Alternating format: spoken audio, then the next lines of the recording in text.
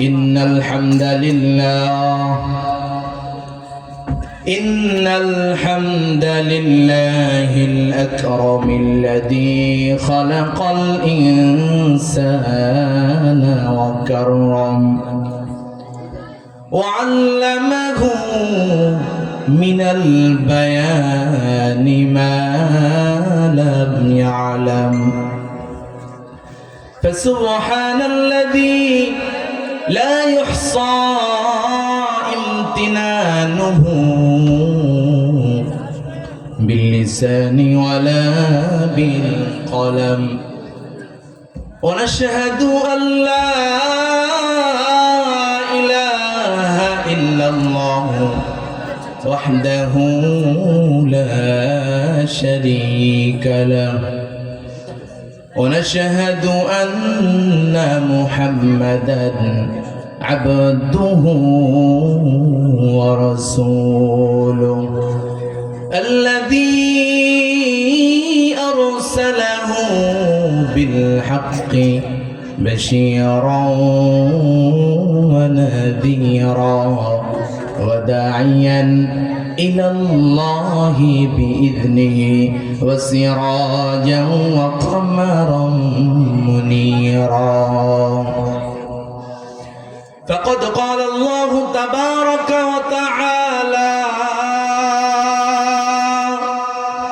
في كلامه المجيد والفرقانه الحميد أعوذ بالله من الشيطان الرجيم بسم الله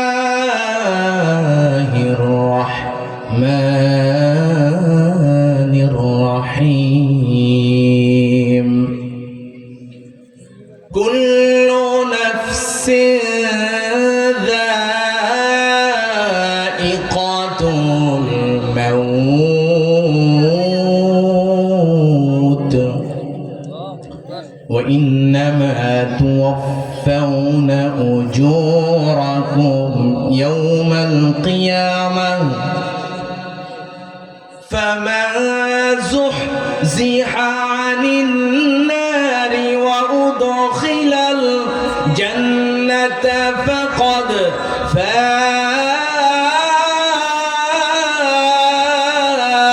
فاز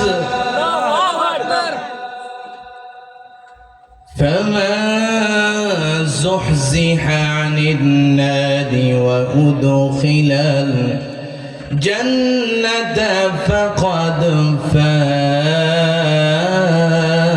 فاز وما الحياة الدنيا إلا متاع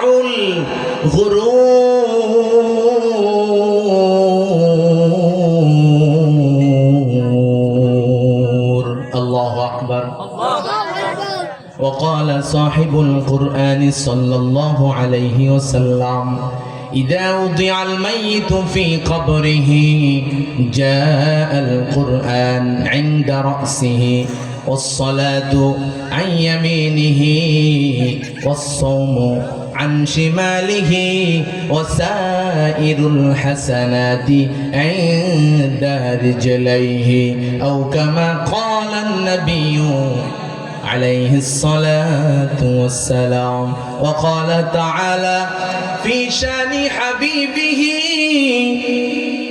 إن الله وملائكته يصلون على النبي يا أيها الذين آمنوا صلوا عليه وسلموا تسليما সকলে জবান খুলে নবীর প্রেমে মাতোয়ারা হয়ে মুহাব্বতে দুরূদ ইব্রাহিম পড়ি আল্লাহুম্মা সাল্লি আলা মুহাম্মাদ ওয়া আলা আলি মুহাম্মাদ কামা সাল্লাইতা আলা ইব্রাহিম ওয়া আলা আলি ইব্রাহিম ইন্নাকা হামিদুম মাজিদ। আরো মোহাব্বত, একটা জবানও যেন বন্ধ না থাকে। আল্লাহুম্মা বারিক আলা মুহাম্মাদ ওয়া আলা আলি মুহাম্মাদ কামা বারাকতা আলা ইব্রাহিম ওয়া আলা আলি ইব্রাহিম ইন্নাকা হামিদুম মাজিদ। জীবনে যত প্রেম আছে কলিজায়,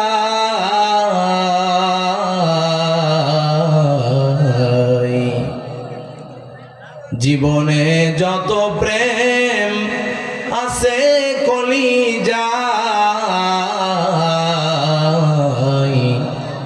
নবীজির তরে সবটুকু দিয়ে দেব তাই।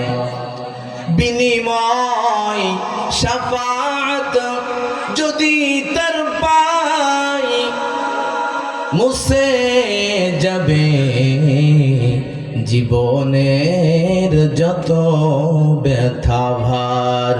বালাগুল উলা كشف الدجى بجماله حسنت جميع خصاله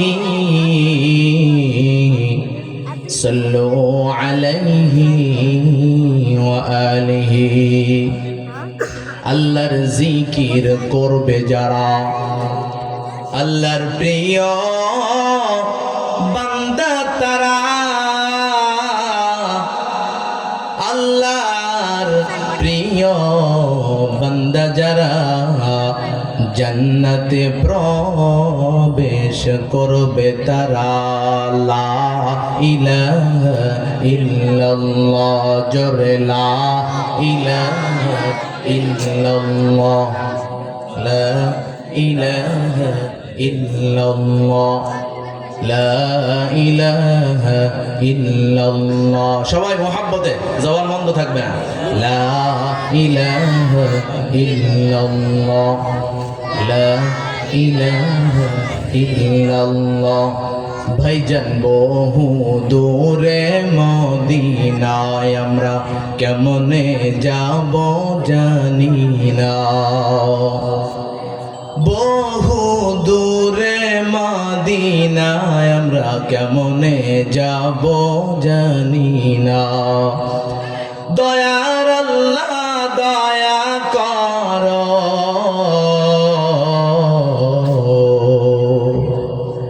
দয়ার আল্লাহ দয়া করো, মিটাও মনের বাসনা। লা ইলাহা লা ইলাহা ইল্লাল্লাহ, লা ইলাহা ইল্লাল্লাহ। যার দিলে আছে আল্লাহর ভয়, আল্লাহ আল্লাহ সব সময়। আহার নিদ্রা ভালো লাগে না,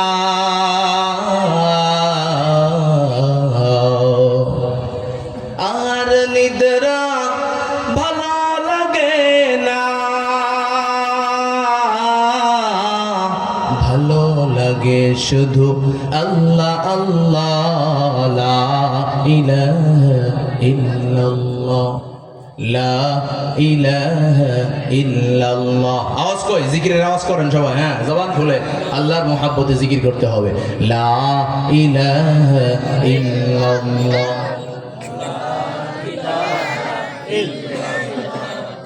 লা ইলাহা ইল্লাল্লাহ, লা ইলাহা ইল্লাল্লাহ, লা ইলাহা ইল্লাল্লাহ, লা ইলাহা ইল্লাল্লাহ মুহাম্মাদুর রাসূলুল্লাহ। মোহাব্বতে জবান খুলে পড়ি সাল্লাল্লাহু আলাইহি ওয়াসাল্লাম। আলহামদুলিল্লাহ, ঐতিহ্যবাহী গাজীপুর হাফিজিয়া এতিমখানা ও লিল্লাহ বোর্ডিংয়ের উদ্যোগে আয়োজিত আজকের 12তম বাৎসরিক ওয়াজ মাহফিলের মুকাররম মুআজ্জাজ সম্মানিত সভাপতি, আজকের আয়োজনে জান্নাতের বাগানে আলোচনা করার জন্য উপস্থিত হয়েছেন জাতির শ্রেষ্ঠ সন্তান হযরত উলামায়ে কেরাম। আমার সামনে উপবিষ্ট পাখির ন্যায় উড়ে আসা এক ঝাঁক কোরআন প্রেমিক, আল্লাহ প্রেমিক, রসুল প্রেমিক, উলামায়ে কেরাম প্রেমিক, মসজিদ এবং মাদ্রাসা প্রেমিক মুসলমান ভাইরা, ঠিক কিনা বলেন? পর্দার অন্তরালে অবস্থানরতা বহু গুণে গুণান্বিতা মা ও বোনেরা, যে যেখান থেকেই শুনছেন, আলোচনা দীর্ঘ সময় করার সময় হবে না, কিন্তু যতক্ষণ আলোচনা হবে মেহেরবানি করে আমরা মনোযোগ সহকারে আমলের নিয়তে জীবনটাকে পরিবর্তন করার জন্য আলোচনাগুলো শোনার চেষ্টা করবো ইনশাআল্লাহ। রাজি আছেন সবাই ইনশাআল্লাহ? কারণ কার জীবনের মোড় কখন ঘুরে যাবে, কার জীবন কোন কথায় পরিবর্তন হয়ে যাবে, এটা পৃথিবীর কেউ বলতে পারে না। বলতে পারে একজন, চিৎকার করে বলতে হবে, তিনি কে? আমার ভাইয়েরা, আমার বন্ধুরা,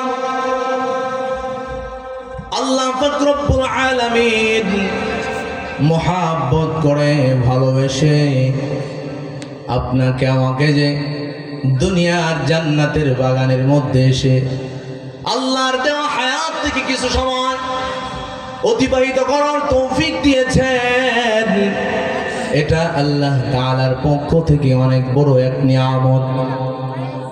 আল্লাহ আমাদেরকে ভালোবাসেন, মুহাব্বত করেন, এই জন্য আল্লাহ তাআলা দুনিয়ার জান্নাতের বাগানে বসবার তৌফিক দিয়েছেন। আল্লাহর কাছে আমি মুসাফির আপনাদের জন্য খাস করে দোয়া করি।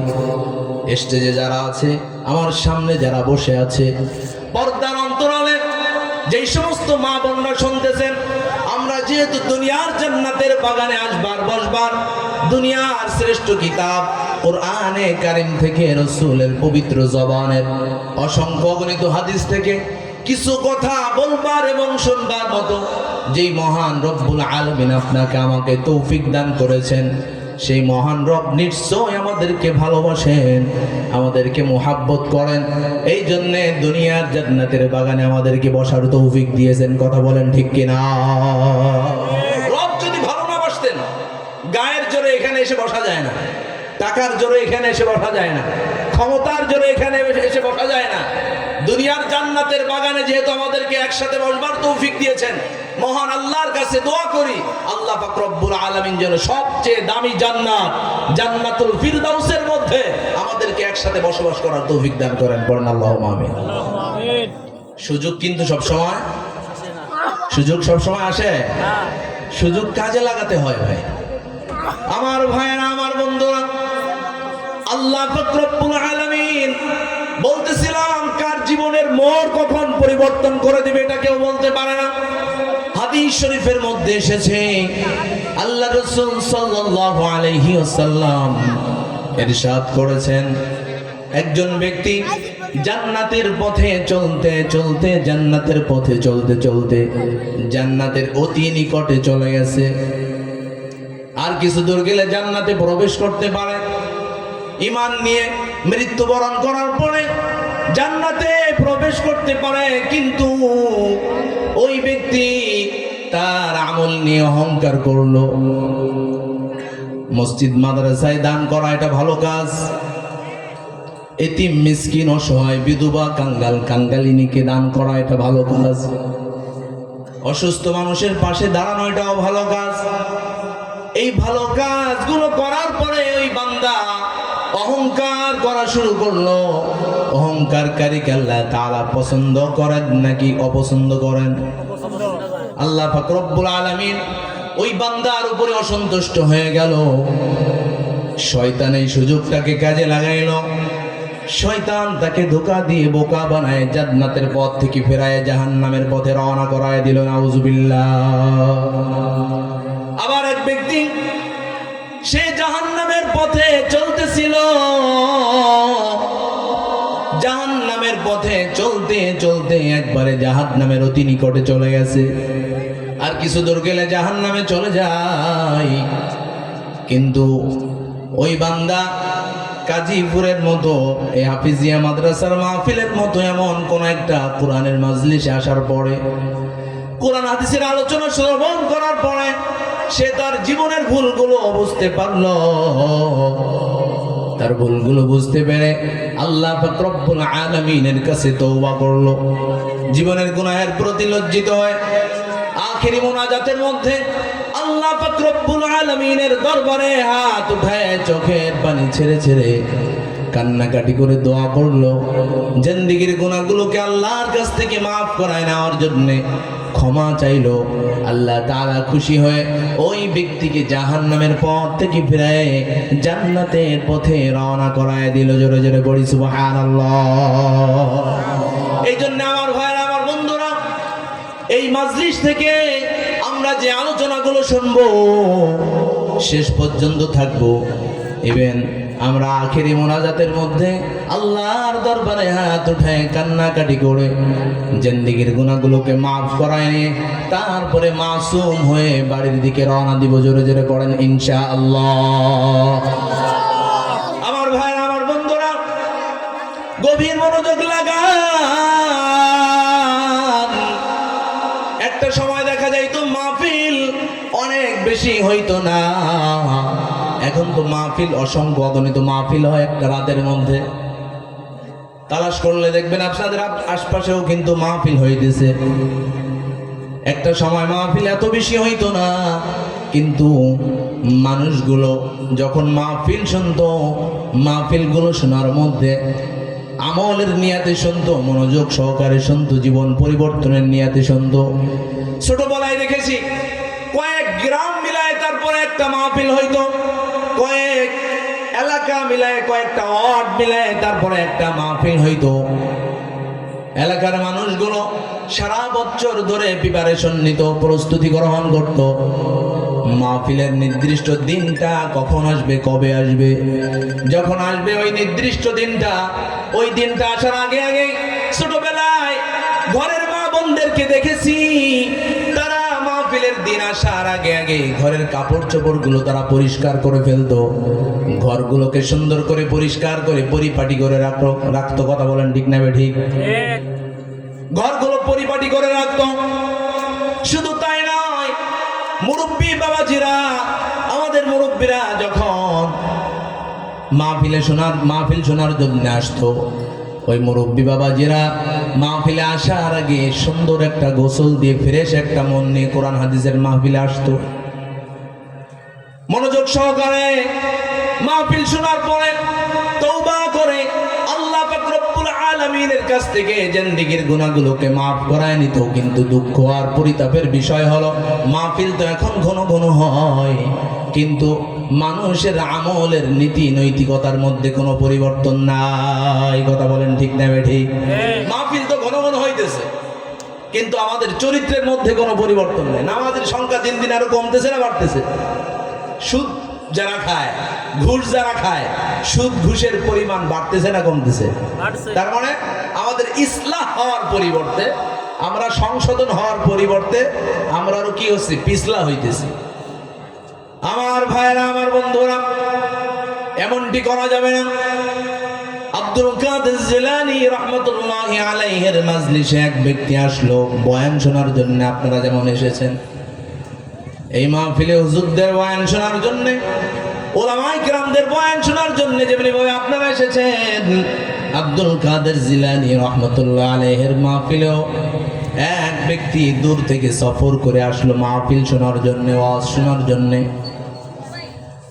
আব্দুল কাদের জিলানী রাহমাতুল্লাহি আলাইহির মাহফিলে এসে কিছুক্ষণ আলোচনা শোনার পরে আল্লাহর ওই বান্দা মাজলিস ছেড়ে মাহফিল ছেড়ে চলে যাইতেছে, কিন্তু এখনো বয়ান শেষ হয় নাই, আখিরি মোনাজাত হয় নাই।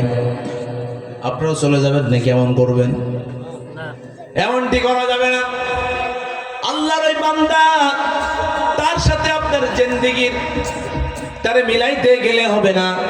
আল্লাহর ওই বান্দা যখন মাহফিল ছেড়ে চলে যাইতেছেন, পাশে আরেকজন শ্রোতা ওই ব্যক্তির কাছে জিজ্ঞাসা করলো, ও আল্লাহর বান্দা, তোমাকে দেখে তো মনে হইতেছে অনেক দূর থেকে সফর করে এসেছো মাহফিল শোনার জন্য, কিন্তু মাহফিল তো এখনো শেষ হয় নাই, হুজুরের বয়ান তো এখনো শেষ হয় নাই, কিন্তু তুমি কেন চলে যাইতেছ? আল্লাহর ওই বান্দা ডাক দিয়ে বলে, মাহফিলের মধ্যে, আলোচনার মধ্যে হুজুর এমন একটা কথা বলেছে, যেই কথাটা আমাকে আল্লাহর পথে চলা, রসুলের পথে চলা, ইসলামের পথে চলা, কুরআনের পথে চলা আমি আমার জন্য যথেষ্ট মনে করি। জোরে জোরে পড়েন সুবহানাল্লাহ। কি সেই কথা জানতে চাইলেন? আমাকে একটু শোনায় যাও। আল্লাহর বান্দা বললেন, হুজুর বয়ানের মধ্যে দুটি কথা বলেছে, একটা হলো গুনাহের কাজ করা যাবে না, আর নেকির কাজ ছেড়ে দেওয়া যাবে না। এই দুইটা কথার উপরে কেউ যদি জীবনের শুরু থেকে নিয়ে শেষ পর্যন্ত আমল করতে থাকে, তাহলে ওই বান্দা বান্দি আল্লাহ পাক রব্বুল আলামিনের গোলাম হইতে পারবে। আমরা কি আল্লাহ পাকের গোলাম হইতে চাই? সবাই বলেন, আমরা কি আল্লাহ পাকের গোলাম হইতে চাই না? আল্লাহ পাকের গোলাম যদি হতে হয়, তাহলে আমাদেরকে শয়তানের বাতলানো পথে চলতে হবে, নাকি আল্লাহ পাক রব্বুল আলামিনের পথে চলতে হবে? কার পথে চলতে হবে? আল্লাহর পথে আমাদেরকে চলতে হবে, রসুলের আদর্শ অনুযায়ী জীবনযাপন করতে হবে, কোরআনের পথে আমাদেরকে চলতে হবে। আমরা যদি এইভাবে জীবনযাপন করতে পারি, তাহলে আমাদের জীবনও পরিবর্তন হবে, আমরাও আল্লাহ তাআলার সন্তুষ্টি অর্জন করে জান্নাতের মেহমান হতে পারবো ইনশাআল্লাহ। আমার ভাইরা, আমার বন্ধুরা, গভীর মনোযোগ লাগান। আপনাদের কষ্ট হচ্ছে নাকি? আলোচনা ভালো হওয়ার জন্য তিনটা জিনিস লাগে। কয়টা জিনিস? বলেন তো সবাই, কয় জিনিস? তিন জিনিস লাগে বয়ান ভালো হওয়ার জন্য। নাম্বার 1 হলো সাউন্ড সিস্টেম ভালো হওয়া লাগে। নাম্বার 2 অ্যাক্টিভ শ্রোতা লাগে। তার মানে দেখবেন ড্রাইভার যখন গাড়ি চালায়, ড্রাইভারের গাড়ি চালানোর সময় পরিবহন যারা চালায়, ওই বড় গাড়িটাকে সুন্দর করে গন্তব্যে নিয়ে যাওয়ার জন্য হেল্পারের প্রয়োজন হয়। কথা বলেন ঠিক না বেঠিক? হেল্পার ছাড়া গাড়ির ড্রাইভার কিন্তু গাড়িটাকে সুন্দর করে চালাতে পারে না। ঠিক তেমনি ভাবে কোরআনের মাজলিসে যিনি আলোচনা করবেন, ওনার আলোচনার মধ্যে যখন সুবহানাল্লাহ, আলহামদুলিল্লাহ, লা ইলাহা ইল্লাল্লাহ, আল্লাহু আকবার বলা লাগবে, ওই জায়গার মধ্যে যদি আপনারা ঠিকমতো সাপোর্ট না দেন, তাহলে কিন্তু আলোচনা করে যিনি আলোচনা করেন তিনি মজা পান না। আপনারা কি, আমি দূর থেকে মুসাফির মানুষ, আপনাদের জন্য খাস করে দোয়া করবো ইনশাআল্লাহ। আলোচনাটাকে সুন্দর করার জন্য আপনারা একটু সাপোর্ট দিয়ে সুবহানাল্লাহ, আলহামদুলিল্লাহ বলতে রাজি আছেন আল্লাহকে খুশি করার জন্য? রাজি আছেন সবাই ইনশাআল্লাহ? তাহলে আলোচনা সুন্দর হওয়ার জন্য 3 জিনিস লাগে। 1 নাম্বার সুন্দর সাউন্ড সিস্টেম, 2 নাম্বার হলো অ্যাক্টিভ শ্রোতা, 3 নাম্বার বলনেওয়ালা ভালো হতে হয়, কণ্ঠ সুন্দর হতে হয়, তা না হলে আলোচনা শুনে মজা পাওয়া যায় না। আমার ভাইরা, আমার বন্ধুরা, আপনারা যদি একটু অ্যাক্টিভ হয়ে যান, আপনারা যদি ইসলামের পক্ষে, আল্লাহর পক্ষে যদি একটু স্লোগান দেন, আল্লাহ পাক রব্বুল আলামিন খুশি হয়ে যাবে। আমরা রাজি আছি না আল্লাহ তাআলাকে খুশি করার জন্য? সবাই রাজি আছেন ইনশাআল্লাহ? একটু হাত উঠায় দেখান তো, সবাই রাজি আছেন ইনশাআল্লাহ? লিল্লাহি তাকবীর। মাশাআল্লাহ, চলবে ইনশাআল্লাহ। আমার ভাইরা, আমার বন্ধুরা, আল্লাহ পাক রব্বুল আলামিন আপনাকে আমাকে দুনিয়াতে পাঠিয়েছেন। 3টা বয়ান আমরা নিজেদেরকে করব, 3টা নসিহত আমরা নিজেদেরকে প্রত্যেক দিন করব। যেন আমরা আল্লাহ তাআলার প্রকৃত গোলাম হয়ে যাইতে পারি। 1 নাম্বার নসিহত, খেয়াল করেন আমার দিকে। 1 নাম্বার নসিহত, আমরা কেন দুনিয়াতে আসলাম, কে আমাদেরকে দুনিয়াতে পাঠাইছেন, একটু আওয়াজ দিয়ে বলেন তো। আল্লাহর নাম এত ছোট আওয়াজে নিলে হবে না, একটু মহাব্বতে নিতে হবে। দুনিয়াতে আমরা কেন আসলাম, কে পাঠাইছেন আমাদেরকে? 2 নাম্বার আর একটা কথা প্রত্যেক দিন নিজেকে বলবেন, সেটা হলো দুনিয়াতে আল্লাহ তো পাঠাইছেন, কেন পাঠাইছেন? গোলামি করার জন্য। এখন কথা হলো গোলামি করব কতদিন? গোলামি করবেন কতদিন? গোলামি করব কতদিন? আমরা বাঁচবো যতদিন দুনিয়াতে ততদিন গোলামি করব। কার গোলামি করব? আওয়াজ দিয়ে বলেন, কার গোলামি? আল্লাহ পাক রব্বুল আলামিনের গোলামি করব যতদিন দুনিয়াতে বাঁচবো। আর 3 নাম্বার হলো কঠিন কিয়ামতের ময়দানে জিন্দেগিতে যত আমল করেছেন, ভালো কাজ খারাপ কাজ, যত কাজ করেছেন, যত আমল করেছেন, সব আমলগুলো নিয়ে কঠিন কিয়ামতের ময়দানে আল্লাহ পাক রব্বুল আলামিনের দরবারে দাঁড়াতে হবে। এখন আপনি যদি ভালো কাজ করেন, ভালো কাজের ভালো ফল, মন্দ কাজের মন্দ। ফুলের থেকে সুবাস আসে, ময়লা থেকে গন্ধ। যদি ভালো ফলাফল চান, যদি পরকালের জিন্দেগিতে, আখিরাতের জিন্দেগিতে সুখে শান্তিতে থাকতে চান, তাহলে ভালো কাজ করার দরকার আছে না নাই? ভালো কাজ যত বেশি করবেন, পরকালীন জিন্দেগিতে তত বেশি ভালো থাকবেন। আমার ভাইরা, আমার বন্ধুরা, এই জন্যে সাহাবাত মাইনগণ ওনারা অনেক বেশি ভালো কাজ করেছেন, অনেক বেশি ভালো কাজের প্রতিযোগিতা করেছেন। এই জন্য আল্লাহ তাআলার প্রিয় বান্দা তারা হয়ে গেছেন। আমরাও যদি ভালো কাজের প্রতিযোগিতা করি, তাহলে আমরা আল্লাহ তাআলার প্রিয় মানুষ হতে পারবো, আল্লাহ পাক রব্বুল আলামিনের প্রিয় গোলাম হতে পারবো। আমরা কি পারি না? গুনাহের প্রতিযোগিতা ছেড়ে দিয়ে আজকের এই মাহফিল থেকে আমরা নিয়াত করব, সিদ্ধান্ত, মজবুত সিদ্ধান্ত গ্রহণ করব, যতদিন দুনিয়াতে আমরা বাঁচবো গুনাহের প্রতিযোগিতা ছেড়ে দিয়ে নেকির প্রতিযোগিতা করব। রাজি আছেন সবাই নেকির প্রতিযোগিতা করতে? সবাই রাজি আছেন নেকির প্রতিযোগিতা করতে? নেকির প্রতিযোগিতা যদি না করেন, মৃত্যুর পরে মুসিবত আছে না নাই? মুসিবত কিন্তু আছে। এই মুসিবত থেকে বাঁচতে গেলে আমাদের দিলের ভিতরে আল্লাহ তাআলার মোহাব্বত ঢুকাইতে হবে, নবীর মোহাব্বত ঢুকাইতে হবে, মসজিদ মাদ্রাসার মোহাব্বত ঢুকাইতে হবে। আপনার দিলে, আপনাদের দিলের মধ্যে আল্লাহ পাকের মোহাব্বত নিশ্চয়ই আছেন। তা না হলে এই শীতের মধ্যে আপনারা কষ্ট করে মাটির মধ্যে বসে থাকতেন না। নিশ্চয়ই আপনাদের দিলের মধ্যে আল্লাহ পাকের মোহাব্বত আছে। তার একটা প্রমাণ হলো আপনারা ঠান্ডার মধ্যে মাটির মধ্যে বসে আছেন। কথা বলেন ঠিক না বেঠিক? আল্লাহ পাকের মোহাব্বত দিলের মধ্যে আছে না নাই? রাসূলের মোহাব্বত আছে না নাই? মসজিদ মাদ্রাসার মোহাব্বত আছে না নাই? ওলামায়ে কিরামদের মোহাব্বত আছে তো নাকি? ইনশাআল্লাহ। আমার ভাইরা, আমার বন্ধুরা, মোহাব্বত দিলের মধ্যে থাকতে হবে। আর এই মোহাব্বতকে এমন ভাবে অন্তরের মধ্যে জায়গা দিতে হবে, অন্তরের মধ্যে সবচেয়ে মোহাব্বতের বড় জায়গায় বসাইতে হবে আল্লাহ এবং তার রাসূলকে। তা না হলে আপনি যত টাকাওয়ালা, পয়সাওয়ালা, ক্ষমতাওয়ালা, সুন্দর চেহারাওয়ালা হন না কেন, আল্লাহ পাক রব্বুল আলামিনের কাছে আপনি প্রিয় হতে পারবেন না। এই জন্য দেখবেন হিন্দুরা একটা স্লোগান দেয়, হিন্দু একটা ধর্মের মানুষ আছে আমাদের সমাজে, তারা স্লোগান দেয় দিলের জ্বালা মিটানোর জন্য। একটা স্লোগান তারা দেয়, কি স্লোগান? जो तू मिटाना चाहे जीवन का जाला, सुबह से शाम तक बोल बंदे कृष्णा कृष्णा कृष्णा, नाउजुबिल्लाह।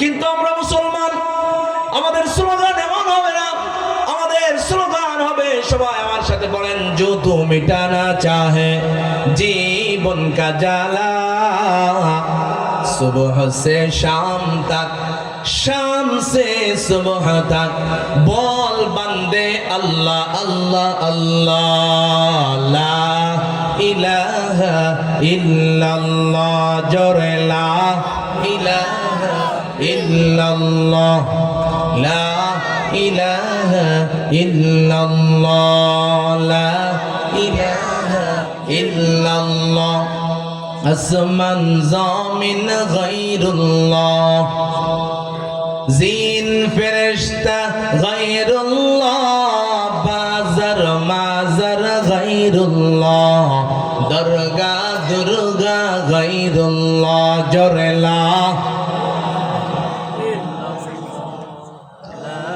সবাই মোহাব্বতে পড়েন লা ইলাহা লা ইলাহা ইল্লাল্লাহ মুহাম্মাদুর রাসূলুল্লাহ মোহাব্বতে সাল্লাল্লাহু আলাইহি ওয়াসাল্লাম। আমার ভাইরা, আমার বন্ধুরা, আমিও কিন্তু আপনাদের মোহাব্বতে এসেছি। আপনাদের সাথে আমার টাকা পয়সার কোনো সম্পর্ক নাই। আপনারা মুসলমান, সেই সুদূর ঢাকা থেকে কোরআন হাদিসের কিছু কথা আপনাদেরকে শোনানোর জন্য এসেছি। আমার ভাইরা, আমার বন্ধুরা, অন্য কোনো কারণে নাই। আপনাদের এলাকার মাদ্রাসার যিনি পরিচালক মুহতামিম সাহেব, আমার বন্ধুবর মুফতি মাওলানা আল আমিন সাহেব, আমার সাথী ভাই, মোহাব্বত করে ডেকেছেন। এই জন্য আমিও আপনাদের মোহাব্বতে এসেছি। শুধু বন্ধুর মোহাব্বতে নয়, এক মুসলমান আরেক মুসলমানের প্রতি মোহাব্বত থাকার দরকার আছে না নাই? এই মোহাব্বত, এটা ঈমানের সম্পর্ক। মোহাব্বত থাকতে হবে। রাসূলুল্লাহ সাল্লাল্লাহু আলাইহি ওয়াসাল্লাম হাদিস শরীফের মধ্যে ইরশাদ করেছেন, আল মুসলিমুনা কারাজুলুন ওয়াহিদ ইন ইশতাকা আইনুহু ইশতাকা কুল্লুহু ওয়া ইন ইশতাকা রাসুহু ইশতাকা কুল্লুহু। গোটা পৃথিবীর সমস্ত মুসলমান কেমন জানি একই দেহের বিভিন্ন অঙ্গ প্রত্যঙ্গ। আপনার যখন মাথার মধ্যে ব্যথা হয়, তখন আপনার গোটা শরীরের মধ্যে খবর হয়ে যায় যে আপনার মাথার মধ্যে ব্যথা হয়েছে। আপনার চোখের মধ্যে যদি ব্যথা হয়, তাহলে আপনার শরীরের অন্য অঙ্গ প্রত্যঙ্গ বলে দিতে পারে আপনার চোখের মধ্যে ব্যথা হয়েছে। ঠিক তেমনি ভাবে গোটা বিশ্বের আনাচে কানাচে, যেই প্রান্তে আমার মুসলমান মা বোনরা, মুসলমান ভাই বোনেরা যেখানে অবস্থান করুক না কেন, তারা যদি কোনো মুসিবতের মধ্যে, বিপদের মধ্যে থেকে থাকে, তাহলে সেটার কারণে আমাদের অন্তরের মধ্যে ব্যথা লাগার দরকার আছে না নাই? বলেছেন গোটা বিশ্বের সমস্ত মুসলমান কেমন জানি একই দেহের বিভিন্ন অঙ্গ প্রত্যঙ্গ। আমার ফিলিস্তিনের মুসলমানরা যদি মার খায়, তাহলে আমাদেরকে এখান থেকে প্রতিবাদ জানানোর দরকার আছে না নাই? আপনারা জানান তো নাকি? ইনশাআল্লাহ তো জানাইবেন। আলহামদুলিল্লাহ আমরা জানাই। মৃত্যুর আগ পর্যন্ত আমরা মুসলমানদের পাশে আছি না নাই? এই জন্য ভাই, মোহাব্বত দামি জিনিস, এটা টাকা পয়সা দিয়ে কিনতে পাওয়া যায় না। আমার ভাইরা, আমার বন্ধুরা, এক ব্যক্তি রাসূলুল্লাহ সাল্লাল্লাহু আলাইহি ওয়াসাল্লামের মজলিসে আসলেন। নবীর দরবারে এসে বলছেন, ইয়া রাসূলুল্লাহ, ইয়া হাবিবাল্লাহ, আমি যখন আপনার মজলিসের মধ্যে থাকি, তখন আমার অন্তরটা খুশি থাকে, আমার অন্তরের মধ্যে কোনো ব্যথা থাকে না, আমার অন্তরের মধ্যে কোনো দুঃখ থাকে না, কোনো কষ্ট থাকে না। কিন্তু ইয়া রাসূলুল্লাহ,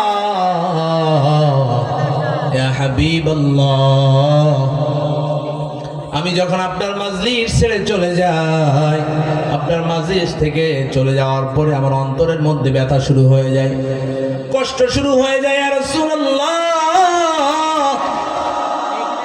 আমি পেরেশানির মধ্যে পড়ে যাই। আমার পরিবারের কাছে যেও আমার অন্তরের দুঃখ কষ্ট দূর হয় না। কিন্তু ইয়া রাসূলুল্লাহ, ইয়া হাবিবাল্লাহ, আমি যখন আমার পরিবারকে ছেড়ে আপনার মজলিসে আসি, আপনার সুন্দর চেহারা দেখি, আপনার সুন্দর চেহারা দেখার পরে আমার অন্তরের সব দুঃখ কষ্ট গুলো চলে যায়। ইয়া রাসূলুল্লাহ, ইয়া হাবিবাল্লাহ, আপনার কাছে আমার একটা প্রশ্ন হলো, ইয়া রাসূলুল্লাহ,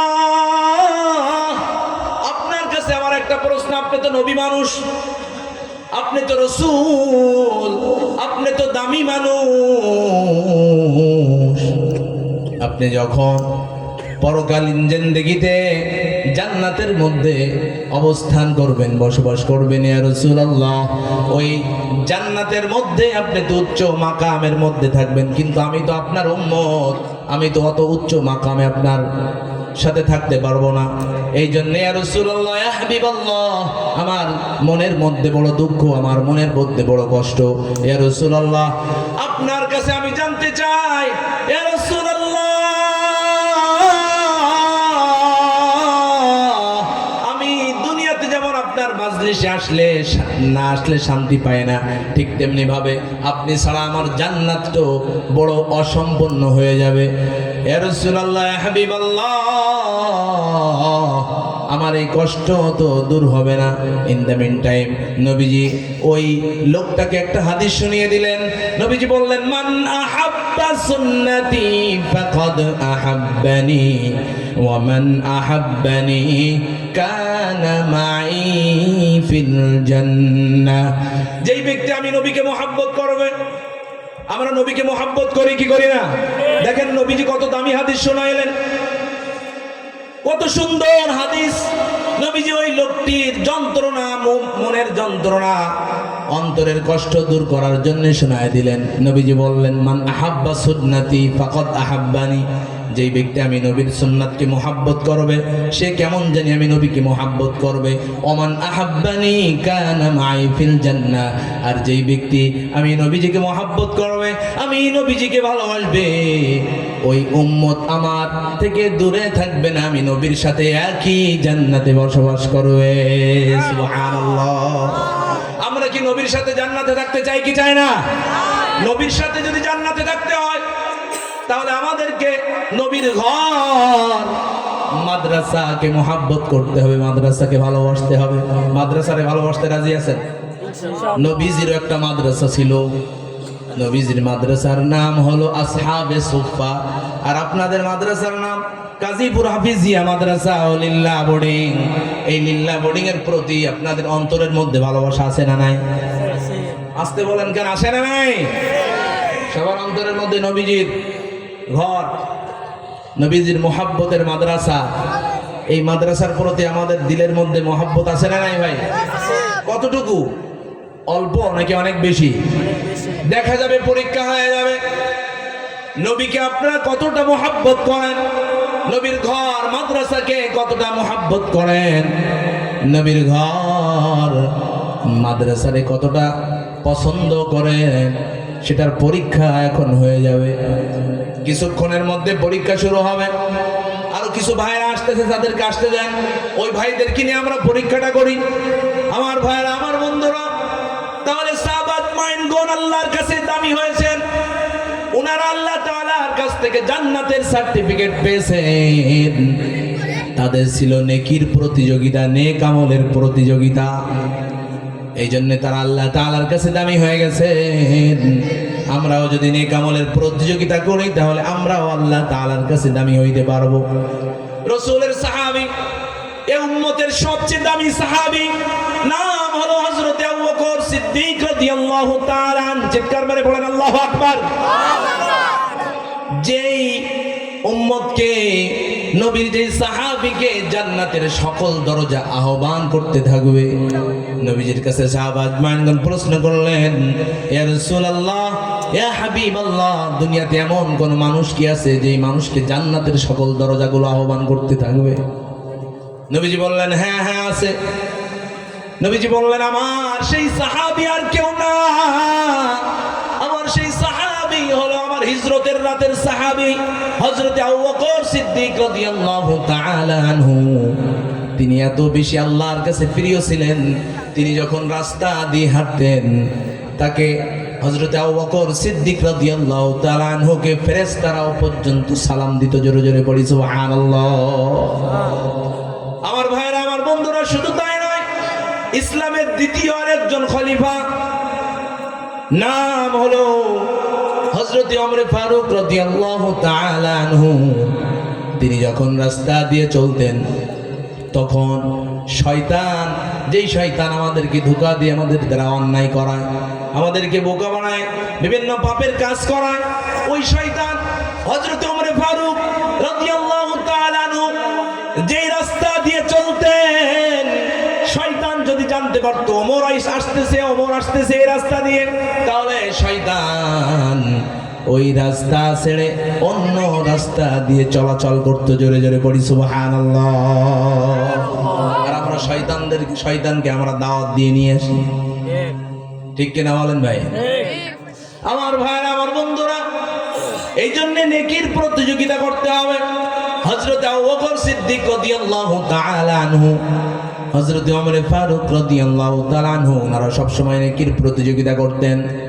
ওনারা তালাশ করে করে দেখতেন এলাকার মধ্যে কারা অসুস্থ আছে, কারা বৃদ্ধা আছে, নিজেদের কাজগুলো তারা করতে পারে না, ওই মানুষদেরকে তারা তালাশ করে করে তাদেরকে খেদমত করতেন। একদিন রাতের বেলা, একদিন ফজরের পরে হযরত ওমর ফারুক রাদিয়াল্লাহু তাআলা আনহু একজন বুড়ি মানুষের বাড়িতে গেলেন, একজন বুড়ির বাড়িতে গেলেন। বুড়ির বাড়িতে যাওয়ার পরে বলতেছেন, ও বুড়ি মা, তোমার কি কোনো কাজের প্রয়োজন আছে? তোমার ঘরের কি কোনো কাজ করা লাগবে? আমি ওমরকে বলো, আমি ওমর তোমার ঘরের কাজগুলো করে দিব। বুড়িমা বলতে লাগলেন, ঘর থেকে আওয়াজ দিয়ে বললেন, না না, আমার ঘরের মধ্যে কোনো কাজের প্রয়োজন নাই, কারণ কিছুক্ষণ আগে আল্লাহর এক বান্দা এসে আমার ঘরের যাবতীয় কাজগুলো করে দিয়ে গেছে। সুবহানাল্লাহ। হযরত ওমর ফারুক রাদিয়াল্লাহু তাআলা আনহু সেদিন কোনো কাজ করতে পারলেন না। দ্বিতীয় দিন আরো ভোরে গেলেন, ফজরের নামাজ পড়ে আর দেরি করেন নাই। ওই বুড়ির বাড়িতে যখন গেলেন, বুড়িমাকে ডাক দিয়ে বললেন, ও বুড়িমা, ঘরের মধ্যে কোনো কাজ আছে নাকি? থাকলে বলো, কাজগুলো আমি ওমর করে দিয়ে যাই। সেদিনও বুড়িমা বললেন, ও আল্লাহর বান্দা, তুমি বড্ড দেরি করে ফেলেছো। আজকেও ফজরের নামাজের আগে আল্লাহর এক বান্দা আমার ঘরের মধ্যে এসে আমার ঘরের যত কাজ ছিল, যাবতীয় কাজগুলো আল্লাহর ওই বান্দা করে দিয়ে গেছে। জোরে জোরে বলেন সুবহানাল্লাহ। ওমর ফারুক রাদিয়াল্লাহু তাআলা আনহু সেদিনও ফেল মারলেন, বুড়িমার ঘরের মধ্যে কোনো কাজ করতে পারলেন না। হযরত ওমর ফারুক রাদিয়াল্লাহু তাআলা আনহু পরদিন এবার তিনি ফজরের নামাজের আগে গেলেন। সেদিনও একই ঘটনা। বুড়িমা বললেন যে কিছুক্ষণ আগে তাহাজ্জুদের টাইমে আল্লাহর এক বান্দা এসে আমার ঘরের যাবতীয় কাজ করে দিয়ে গেছে। তখন হযরত ওমর ফারুক রাদিয়াল্লাহু তাআলা আনহু তিনি বললেন, ও বুড়িমা, এই লোকটা কোন লোকটা? আমি প্রত্যেক দিন তোমার ঘরে আসি তোমার খেদমত করার জন্য, কিন্তু এই লোকটার কারণে তো আমি তোমার খেদমত করতে পারি না। আমি ওই লোকটার পরিচয় জানতে চাই। ওই লোকটার পরিচয় একটু আমাকে বলেন, নামটা কি? বুড়িমা জানিয়ে দিলেন, ও আল্লাহর বান্দা, ওই লোকটার কাছে যখন নাম জিজ্ঞাসা করি তখন ওই লোক তো তার নাম বলে না। এরপরে বলতেছেন, নাম জিজ্ঞাসা করলে উনি উত্তর দেন, আমি নাম শোনানোর জন্য, মানুষের কাছে ভালো কাজ করে আমার নাম প্রচার করার জন্য আমি নেকির কাজ করি না, ভালো কাজ করি না। হযরত ওমর ফারুক রাদিয়াল্লাহু তাআলা আনহু বললেন, ও বুড়িমা, তাহলে তুমি ওই ব্যক্তির চেহারার একটু বিবরণ দাও। তখন বুড়িমা বললেন, ও আল্লাহর বান্দা, ওই লোকটা যখন আমার ঘরে আসে আমার খেদমত করার জন্য, তখন তার চেহারাটা খুলে আসে না, চেহারাটা কাপড় দিয়ে ঢেকে আমার ঘরে এসে আমার খেদমত করে চলে যায়। হযরত ওমর ফারুক রাদিয়াল্লাহু তাআলা আনহু লাগাতার যখন এভাবে বুড়িমার খেদমত করতে পারলেন না, ফেল করলেন যখন, তখন তিনি মজবুত সিদ্ধান্ত গ্রহণ করলেন, গভীর রজনীতে এসে ওই ব্যক্তির পরিচয় হযরত ওমর ফারুক রাদিয়াল্লাহু তাআলা আনহু জানবেন। গভীর রজনীতে এবার হযরত ওমর ফারুক রাদিয়াল্লাহু তাআলা আনহু বুড়িমার বাড়ির কাছে এসে অবস্থান করতে লাগলেন। বুড়িমার বাড়ির কাছে যখন আসলেন, বাড়ির কাছে আসার পরে গভীর রজনীতে অবস্থান করতেছেন, কখন ওই লোকটা বুড়িমার বাড়ির মধ্যে প্রবেশ করবে তাকে ধরতে হবে, তার পরিচয় জানতে হবে। পরিচয় জানার জন্য যখন নিজেকে আত্মগোপন করে রাখলেন, নিজেকে আত্মগোপন করে যখন রাখলেন,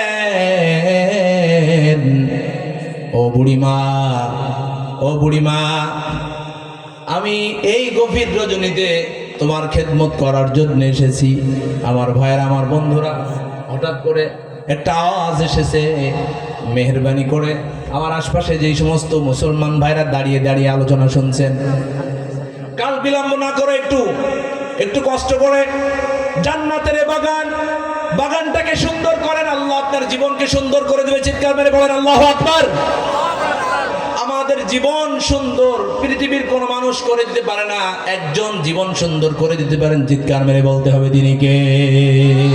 এই জন্য আল্লাহর মুহাব্বতে আশপাশে যারা অবস্থান করতেছেন একটু চলে আসেন জান্নাতের বাগানে, মাহফিলের প্যান্ডেলের মধ্যে চলে আসেন।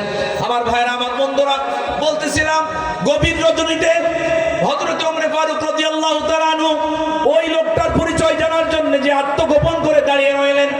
এবার গভীর রজনীতে লোকটা আস্তে আস্তে হাঁটি পা করে যখন হযরতে ওমর ফারুক রাদিয়াল্লাহু তাআলা আনহুর সামনে দিয়ে অতিক্রম করে যখন ওই বুড়িমার বাড়ির দিকে যাইতে লাগলেন, হযরত ওমর ফারুক রাদিয়াল্লাহু তাআলা আনহু বললেন, ও আল্লাহর বান্দা, তুমি কে? এই যে লাগাতার বুড়িমার খেদমত করো, আমি তোমার কারণে খেদমত করতে পারি না, তোমার পরিচয়টা একটু জানতে চাই। কোনো পরিচয় বলে না, কোনো কথা বলে না। বুড়িমার বাড়ির দিকে যখন রওনা করেছে, ওমরের শরীরের মধ্যে ঈমানি তেজ একটু অন্যরকম। কথা বলেন ঠিক না বেঠে? অন্যান্য সাহাবাত মাইন্ডের ভিতরে ঈমানি চেতনা যেমন ছিল, তার থেকে বেশি ঈমানি পাওয়ার যে সাহাবীর মধ্যে ছিল হযরত ওমর ফারুক রাদিয়াল্লাহু তাআলা। তিনি নিজেকে আর কন্ট্রোল করতে পারলেন না। লোকটার কাছে যখন তার পরিচয় জানতে চাইলেন, পরিচয় না বলে যখন হুড় করে চলে যাইতেছেন বুড়িমার বাড়ির দিকে, তখন ওমর ফারুক রাদিয়াল্লাহু তাআলা এবার রাগান্বিত হয়ে ওই লোকটার চেহারা যে কাপড় দিয়ে ঢাকা ছিল, চেহারার কাপড়টা যখন জোর করে টান দিয়ে চেহারা থেকে কাপড়টা সরায় ফেললেন, তখন হযরত ওমর ফারুক রাদিয়াল্লাহু তাআলা তাকিয়ে দেখলেন আর লোকটার কেউ না,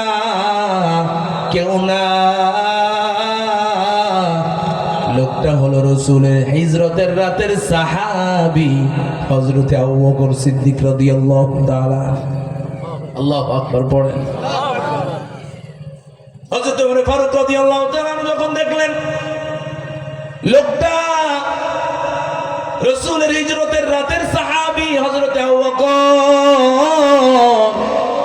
তখন হযরত ওমর ফারুক রাদিয়াল্লাহু তাআলা বললেন, ও ভাই আমার আবু বকর, আমি বড় তোমার সাথে বেয়াদবি করে ফেলেছি, আমি তোমার সাথে অনেক বড় অন্যায় করে ফেলেছি, দয়া করে মায়া করে তুমি আমাকে ক্ষমা করে দাও। আমি যতই চেষ্টা করি না কেন, আখিরাতের জিন্দেগিতে তোমার চেয়ে বেশি সওয়াব কামাবো, তোমার চেয়ে সওয়াব বেশি অর্জন করব, এই চেষ্টা আমি যতই করি না কেন এটা আমার দ্বারা সম্ভব নয়। কারণ তুমি আবু বকর এই উম্মতের মধ্যে সবচেয়ে দামি উম্মত। সুবহানাল্লাহ। তাদের ছিল নেকির প্রতিযোগিতা। আজকে আমরা কিন্তু মানুষদের খেদমত করি না, মুরব্বীদের দেখলে সালাম দেই না, মুরব্বীদের হাতের থেকে লাঠিটা পড়ে গেলে আমরা উঠায় দেই না, বরং আমরা মুরব্বীদের সাথে, বর্তমানের যুবকরা মুরব্বীদের সাথে বেয়াদবি করে, সালাম কালাম দেয় না। কথা বলেন ঠিক না ঠিক? হ্যাঁ যুবক ভাইরা, আপনাদের এলাকার যুবক ভাইরা আলহামদুলিল্লাহ খুব ভালো, কিন্তু অন্যান্য এলাকার যুবকদেরকে দেখা যায় মুরব্বীদের দেখলে সালাম দেওয়া তো দূরের কথা, বরঞ্চ মুরব্বীদের সাথে বেয়াদবি করে তাদেরকে কষ্ট দেয়। কথা বলেন ঠিক না ঠিক? অথচ কোন ব্যক্তি যদি একজন মুরব্বীর হাতের থেকে পড়ে যাওয়া একটা লাঠি যদি উঠায় দেয়, আল্লাহ পাক রব্বুল আলামিন তার আমলনামায় 10 বছর নফল ইতিকাফের সওয়াব দান করবেন। জোরে জোরে পড়েন সুবহানাল্লাহ। সুবহানাল্লাহ আসতে নাকি বাড়িতে যে সুবহানাল্লাহ পড়েন? আমার ভাইরা, আমার বন্ধুরা, শুধু তাই নয়, এই হযরত আবু বকর সিদ্দিক রাদিয়াল্লাহু তাআলা ইসলামের জন্য এত বেশি কষ্ট করেছেন, উনি কিন্তু অনেক বড় ব্যবসায়ী ছিলেন, অনেক বড় ধনী লোক ছিলেন।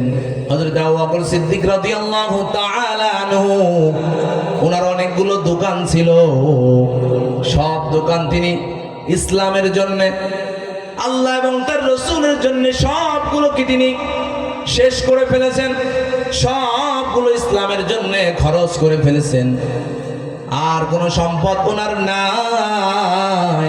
তারপরে ওনার কাছে যদি জিজ্ঞাসা করা হইতো, হে আবু বকর কেমন আছো, কোনো সম্পদ কিন্তু নাই, সব সম্পদ শেষ করে ফেলেছেন হযরত আবু বকর সিদ্দিক রাদিয়াল্লাহু তাআলা আনহু। তবু ওনার কাছে যদি জিজ্ঞাসা করা হইতো, হে আবু বকর তুমি কেমন আছো, কেমন আছো, তখন হযরত আবু বকর সিদ্দিক রাদিয়াল্লাহু তাআলা আনহু মুস্কি একটা হাসি দিয়ে বলতেন, আলহামদুলিল্লাহ ভালো আছি। সুবহানাল্লাহ বলেন।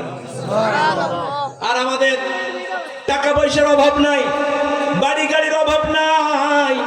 একদিন যদি দোকানের মধ্যে কাস্টমার একটু কম আসে, তাহলে ওই মুহূর্তে যদি কোনো বান্দা বান্দি যদি তার কাছে যে কোনো আত্মীয় স্বজন কোনো বন্ধু বান্ধব যে যদি জিজ্ঞাসা করে তোমার কি অবস্থা, কেমন আছো, বলে যে না ভালো নেই, এরকম কথা বলে কি বলে না? কথা বলে না, এরকম কথা বলে কি বলে না? এই জন্য শুকরিয়া আদায় করতে হবে। শুকরিয়া আদায় করার মধ্যে একটা তৃপ্তি আছে, একটা শান্তি আছে, একটা মজা আছে। শুকরিয়া আদায় যদি করতে পারেন তাহলে দেখবেন ভালো থাকতে পারবেন। খাই খাই স্বভাব যাদের, তারা কোনোদিন ভালো থাকতে পারে না। আল্লাহ তাআলা আপনাকে আমাকে যতটুকু সম্পদ দান করেছেন, ওই সম্পদটুকু নিয়েই খুশি থাকতে হবে। তাহলে আল্লাহ তাআলা দিলের ভিতরে, অন্তরের মধ্যে শান্তি ঢুকায় দিবেন। কারণ শান্তি দেওয়ার মালিক কে? শান্তি কিন্তু এসি রুমে থাকলে, দামি ঘরের ভিতরে, ইটালিয়ান মালয়েশিয়ান টাইলস লাগানো এই ঘরের ভিতরে থাকলে কিন্তু শান্তি হয় না। শান্তি দেওয়ার মালিক কে? আমি ঢাকাতে খেদমত করি, আমার আশপাশে অনেক মানুষ দেখি, অনেক বহুতলা বিল্ডিং এ তারা বসবাস করে, কয়েকটা বাড়ির মালিক, কিন্তু ঘরের মধ্যে শান্তি নেই। কারণ শান্তি দেওয়ার মালিক কে? আল্লাহ তাআলা। এই জন্যে আমরা যদি আল্লাহ তাআলার কাছ থেকে শান্তি নিতে চাই, তাহলে সবসময় আল্লাহকে খুশি করার জন্য আল্লাহ যেই হালতে রাখুক না কেন, আমরা পড়বো কি? আলহামদুলিল্লাহ। রাজি আছেন সবাই? আলহামদুলিল্লাহ। হ্যাঁ, ভালো থাকার ঔষধ এটা আপনাদেরকে শিখাই দিয়ে গেলাম। আমার ভাইয়েরা, আমার বন্ধুরা, আরেকটু মনোযোগ লাগান। আর বেশি সময় আলোচনা করব না, অল্প সময়ের মধ্যে শেষ করে দেব। হযরত আবু বকর সিদ্দিক রাদিয়াল্লাহু তাআলা আনহুর কথা যখন শুরু করেছি, ওনার কথা আর একটু আলোচনা করি। হযরত আবু বকর সিদ্দিক রাদিয়াল্লাহু তাআলা আনহু ইসলামের জন্য যখন সব সম্পদ শেষ করে দিয়েছেন, আর কোন সম্পদ ওনার নাই, হযরত আবু বকর সিদ্দিক রাদিয়াল্লাহু তাআলা আনহু একদিন মরুভূমির ভিতর দিয়ে হাঁটতে হাঁটতে বাড়িতে আসলেন। মরুভূমির মধ্যে দিয়ে হেঁটে হেঁটে যখন বাড়িতে আসলেন, ওনার শরীরের মধ্যে যে জামাটা ছিল, রৌদ্রের তাপে ওনার শরীরটা ঘর্মক্ত হয়ে, ওনার শরীরটা ঘেমে, ওনার গায়ের জামাটা ছিঁড়ে গেল, পিঠের থেকে কাপড় ছিঁড়ে গেল। ইন দ্য মিন টাইম এমত অবস্থায় উনি যখন বাড়িতে রওনা দিয়ে বাড়িতে চলে গেলেন, বাড়িতে যাওয়ার পরে ওনার বিবি স্বামীর জামার এই অবস্থা দেখে ঘরের মধ্যে হযরত আবু বকর সিদ্দিক রাদিয়াল্লাহু তাআলা আনহুর স্বামী হযরত আবু বকর সিদ্দিক রাদিয়াল্লাহু তাআলা আনহু, উনি তো স্বামী, ওনার স্ত্রী হযরত আবু বকর সিদ্দিক রাদিয়াল্লাহু তাআলা আনহুর জন্য একটা জামা রেখেছিলেন। উনি যখন ব্যবসা করতেন,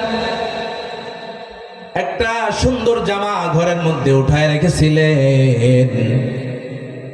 ওই সময় হযরত আবু বকর সিদ্দিক রাদিয়াল্লাহু তাআলা আনহুর স্ত্রী ওই জামাটা বের করে দিলেন। জামাটা যখন বের করে দিয়েছেন, জামাটা বের করে দেওয়ার পরে ওই জামাটা হযরত আবু বকর সিদ্দিক রাদিয়াল্লাহু তাআলা আনহু পরেন নাই, গায়ে পরেন নাই। উনি ভাবলেন, এই জামা যদি আমি পরিধান করি তাহলে আমার মধ্যে অহংকার আসতে পারে। কারণ ভালো জামা পরলে, ভালো কাপড় ব্যবহার করলে অনেকের মধ্যে অহংকার আসে।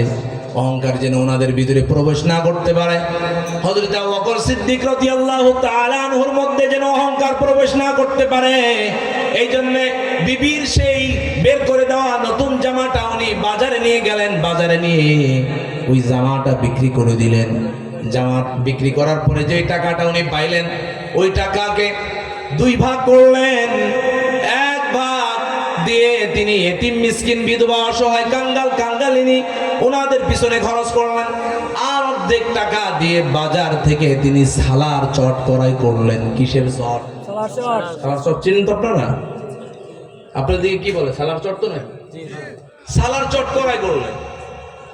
সালার চট ক্রয় করার পরে উনি নিজে হাতেই ওই সালার চটকে সেলাই করে জামা বানাইলেন। চিৎকার মেরে পড়েন আল্লাহু আকবার। সালার চট দিয়ে যখন হযরত আবু বকর সিদ্দিক রাদিয়াল্লাহু তাআলা আনহু জামা বানাইলেন, জামা বানায় যখন তিনি পরিধান করলেন, তখন আল্লাহ তাআলা এই দৃশ্যগুলো দেখলেন। আবু বকর জামা বিক্রি করে কি করলেন? এই দৃশ্যগুলো দেখার পরে আল্লাহ পাক রব্বুল আলামিন হযরতে জিবরাইল আলাইহিস সালাতু ওয়াস সালামকে আপনার আমার নবীর কাছে পাঠাইলেন। নবীর কাছে পাঠানোর পরে নবীজি যখন দেখলেন হযরতে জিবরাইল আলাইহিস সালাতু ওয়াস সালাম তিনিও সালার চট গায়ে দিয়ে নবীর দরবারে এসেছেন। নবীজি মনে মনে মুস্কি মুস্কি হাসতেছেন। ইতিপূর্বে তো কখনো জিবরাইল আলাইহিস সালাতু ওয়াস সালামকে সালার চট পরতে দেখি নাই, কিন্তু আজকে নতুন পোশাকে কেন? জিবরাইল আলাইহিস সালাতু ওয়াস সালাম এমন পোশাকে কেন আসলো?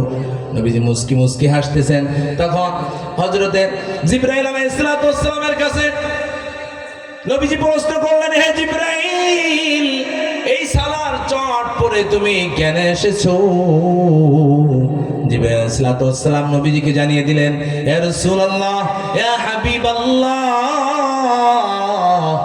এই সালার চট শুধু আমি একা পড়ি না,